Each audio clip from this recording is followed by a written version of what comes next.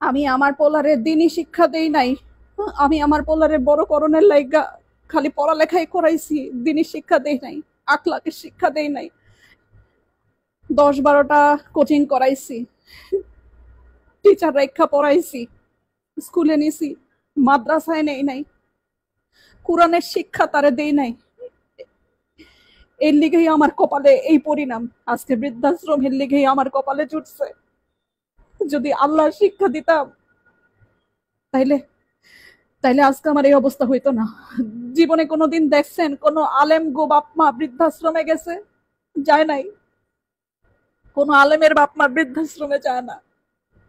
যায় আমগো মতো যারা বাপ মা স্বশিক্ষায় শিক্ষিত কইরা উচ্চতর ডিগ্রি দেই, তাগো পোলাপানরাই এক সময় বড় হইয়া চক্ষু ফুইটা যায়। আর তাগো পোলাপানরাই বাপ মারে পাঠায় বৃদ্ধাশ্রমে।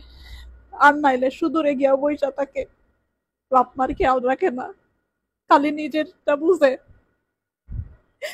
এটা একটা মায়ের আর্তনাদ, একটা মায়ের কথা। আপনারা এই ভুল করেন না যে ভুল আমি করছি। পোলাপানদের দিনই শিক্ষা দিয়েন, পোলাপানরে আল্লাহর রাস্তায় পাঠায়েন, উচ্চ শিক্ষায় শিক্ষিত করেন, কিন্তু ধর্ম শিক্ষা দিয়েন। ধর্ম শিক্ষা না দিলে পোলাপান কোনোদিন বাপ মার মর্যাদা বুঝে না, কোনোদিনও বুঝে না। মনে রাখেন।